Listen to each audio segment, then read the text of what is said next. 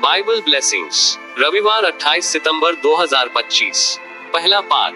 नबी आमोस धनी लोगों को धिक्कारते हैं। उन्हें देश की विपत्ति तथा दरिद्रों की दुर्दशा की कोई चिंता नहीं। उनके भोग विलास का शीघ्र ही अंत हो जाएगा। जब शत्रु देश को हराकर यहूदियों को निर्वासित करेंगे तो धनी लोगों को सबसे पहले अपना देश छोड़ना पड़ेगा। नबी आमोस का ग्रंथ 6:1-4-7। भोग विलास करने वालों को निर्वासित किया जाएगा। सर्वशक्तिमान प्रभु ये कहता है, धिक्कार उन लोगों को जो सियोन में भोग विलास का जीवन बिताते हैं। धिक्कार उन्हें जो समारिया के पर्वत पर अपने को सुरक्षित समझते हैं। वे हाथी दांत के पलंगों पर सोते और आराम कुर्सियों पर पैर फैलाए पड़े रहते हैं। वे कुंड के मेमने और गौशाला के बछड़े चट कर जाते हैं। वे सारंगी की ध्वनि पर ऊंचे स्वर से गाते और दाऊद की तरह नए वाद्यों का आविष्कार करते हैं। वे प्याले पर प्याला मदिरा पीते और उत्तम सुगंधित तेल से अपने शरीर का विलेपन करते हैं, किंतु उन्हें यूसुफ के विनाश की चिंता नहीं है। इसलिए उन्हें सबसे पहले निर्वासित किया जाएगा और उनके भोग विलास का अंत हो जाएगा। प्रभु की वाणी। भजन स्तोत्र 145:6-10। अनुवाक्य, मेरी आत्मा प्रभु की स्तुति करे। अथवा अल्लेलुया। 1। प्रभु सदा ही सत्य प्रतिज्ञ है। वह पद दलितों को न्याय दिलाता है। वह भूखों को तृप्त करता और बंदियों को मुक्त कर देता है। अनुवाक्य, मेरी आत्मा प्रभु की स्तुति करे। अथवा अल्लेलुया। 2। प्रभु अंधों की आंखों को अच्छा करता और फूके हुए को सीधा करता है। वह परदेशी की रक्षा करता और अनाथ तथा विधवा को संभालता है। अनुवाक्य, मेरी आत्मा प्रभु की स्तुति करे।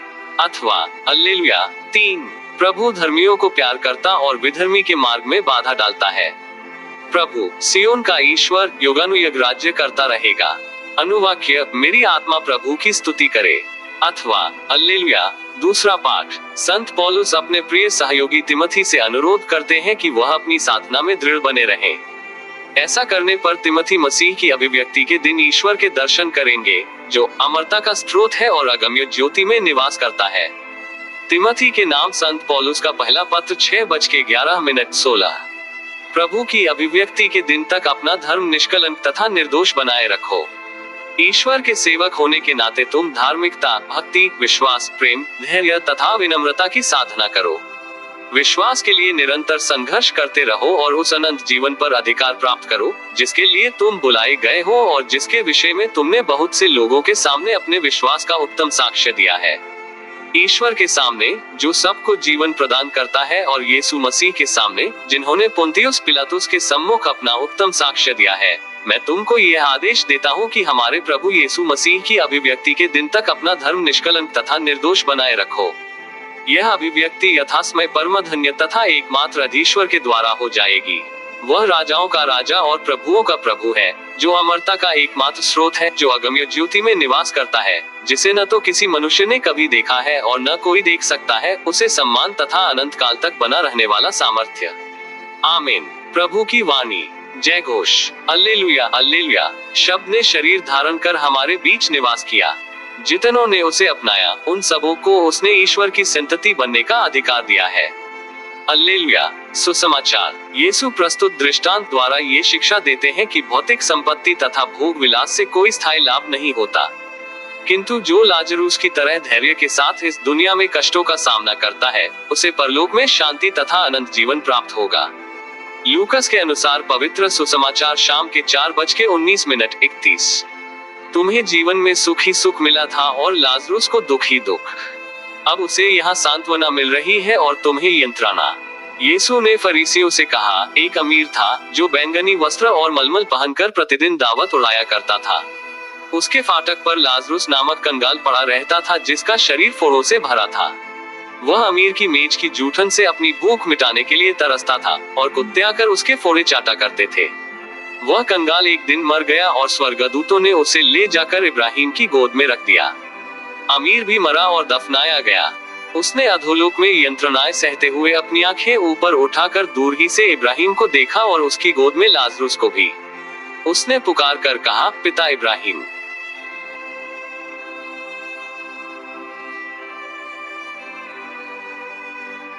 गया। उसने अधोलोक में यंत्रणाएं सहते हुए अपनी आंखें ऊपर उठाकर दूर ही से इब्राहिम को देखा और उसकी गोद में लाजरुस को भी। उसने पुकार कर कहा, पिता इब्राहिम, मुझ पर दया कीजिए और लाजरुस को भेजिए जिससे वह अपनी उंगली का सिरा पानी में भिगोकर मेरी जीभ ठंडी करे, क्योंकि मैं इस ज्वाला में तड़प रहा हूँ। इब्राहिम ने उससे कहा, बेटा, याद करो कि तुम्हें जीवन में सुख ही सुख मिला था और लाजरुस को दुख ही दुख। अब उसे यहाँ सांत्वना मिल रही है और तुम्हें यंत्रणा। इसके अतिरिक्त हमारे और तुम्हारे बीच एक भारी गरित अवस्थित है, इसलिए यदि कोई तुम्हारे पास जाना भी चाहे तो वह नहीं जा सकता और कोई भी वहाँ से इस पार नहीं आ सकता। उसने उत्तर दिया, हे पिता, आपसे एक निवेदन है, आप लाजरुस को मेरे पिता के घर भेजिए, क्योंकि मेरे 5 भाई हैं। लाजरुस उन्हें चेतावनी दे, कहीं ऐसा न हो कि वे भी यंत्रणा के इस स्थान में आ जाएं। इब्राहिम ने उससे कहा, मूसा और नबियों की पुस्तकें उनके पास हैं, वे उनकी सुने। अमीर ने कहा, हे पिता इब्राहिम, वे कहाँ सुनते हैं, परंतु यदि मुर्दों में से कोई उनके पास जाए तो वे पश्चाताप करेंगे। पर इब्राहिम ने उससे कहा, जब वे मूसा और नबियों की नहीं सुनते, तब यदि मुर्दों में से कोई जी भी उठे तो वे उसकी भी बात नहीं मानेंगे। प्रभु का सुसमाचार। मनन चिंतन। आज के सुसमाचार में हम धनी व्यक्ति और लाजरुस की कहानी सुनते हैं। धनी व्यक्ति के पास वैभव, सुविधा और सम्मान सब कुछ था, पर उसने अपने द्वार पर पड़े लाजरुस की पीड़ा को अनदेखा किया।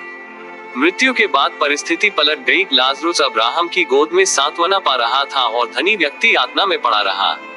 ये दृष्टांत हमें सिखाता है कि सांसारिक जीवन क्षणिक है, परंतु हमारे कर्म अनंत परिणाम लाते हैं।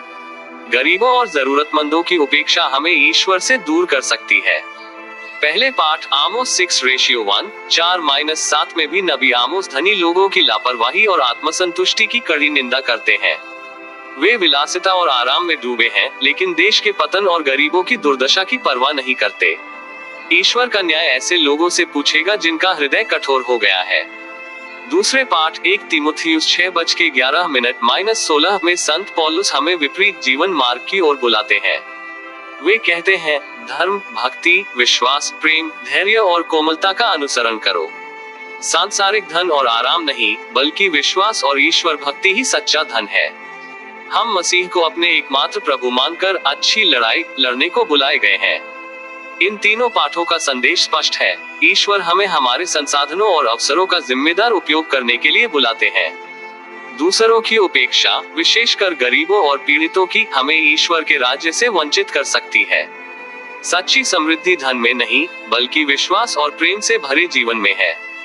ये रविवार हमें चुनौती देता है, क्या मैं अपने आसपास के लाजरुस को पहचानता हूँ या केवल अपनी सुविधा और आराम में जीता हूँ? क्या मैं अपने धन, समय और योग्यताओं को दूसरों की सेवा में लगाता हूँ या केवल अपने लिए रखता हूँ? क्या मेरा जीवन संत पौलुस की शिक्षा के अनुसार धर्म, विश्वास और भक्ति का साक्ष्य है? आइए हम प्रार्थना करें कि हम अपने जीवन में धनी व्यक्ति जैसे न बने, बल्कि लाजरुस को पहचान कर करुणा, न्याय और प्रेम में जिए। तभी हम सच्चे अर्थों में ईश्वर के राज्य के उत्तराधिकारी बनेंगे। फादर जॉर्ज मेरी क्लारेट।